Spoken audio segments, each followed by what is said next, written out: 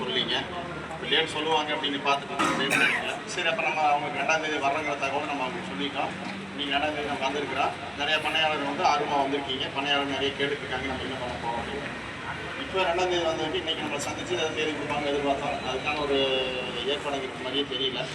செஞ்சுட்டு இருக்கிறோம் அப்படிங்கிறது உங்களுக்கு தெரிஞ்சால் இனிமேலாவது ஒரு தன்மானத்துக்கும் சுயமரியாதைக்காக நம்ம தொழில் செய்ய வேண்டிய ஒரு அக்கறை இருந்தால் சங்கம் அடுத்து என்ன பண்ணலாம் அப்படின்னு நீங்களே சொல்லுங்கள். அதன் அடிப்படையில் சங்கம் செய்யணும். இப்போ இதில் வந்து கிருஷ்ணகிரி மாவட்டம் நம்ம போராட்டத்தை தொடர்றதுக்கு வந்து ஆதரவு கொடுத்துருக்காங்க. கிருஷ்ணகிரி மாவட்டம் சார்பாக நம்ம போராட்டத்தை தொடர்ந்தால் நாளைக்கு வரக்கூடிய பண்ணையாளர்களுக்கு உணவு ஏற்பாடை வந்து கிருஷ்ணகிரி மாவட்டமே செஞ்சு கொடுக்குறதா சரவணன் சொல்லியிருக்காரு. உங்கள் கைதட்டை சொல்லி அன்பார்ந்த பண்ணையாளர்களுக்கு கிருஷ்ணகிரி மாவட்டத்தின் சார்பாக இனிய மாலை வணக்கம். நம்ம போராட்டத்தை இப்போ கையில் எடுத்துட்டோம். இது வந்து நம்ம வந்து சாதாரணமாக எடுத்துக்கூடாது. இது நம்முடைய கௌரவ பிரச்சனை, மான பிரச்சனை, நம்முடைய குடும்ப பிரச்சனை அனைத்தும் இதில் அடங்கிடுது. யாரும் தயவு செஞ்சு இதில் கலைஞ்சு போயிடாதீங்க.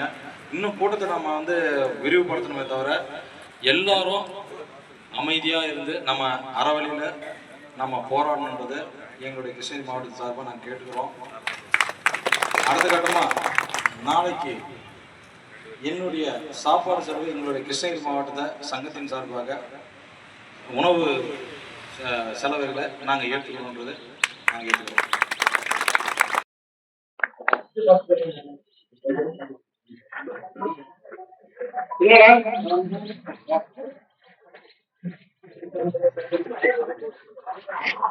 அனைத்து சொந்தங்களுக்கும் மதிய வணக்கம். நான் சேலம் மாவட்டத்தில் சொல்லுவேன். நம்ம பல வருஷமா இது நம்ம போராடிட்டு இருக்கிறோம்.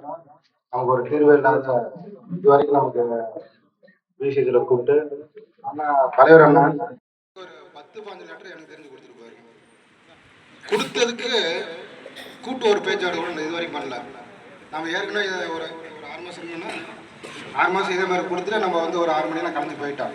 அவங்க இப்போ என்ன நினச்சிட்டாங்க, இப்போ இவங்க வருவாங்க கொடுப்பாங்க, ஒரு கும்பலுக்கு கூடும் 6 மணிக்கு கிளம்பி போயிடுவாங்க அப்படின்னு அவங்க நினச்சிட்டாங்க. அதனால தான் நாங்கள் முன்னாடியே ஒரு பிளான் பண்ணிட்டோம்.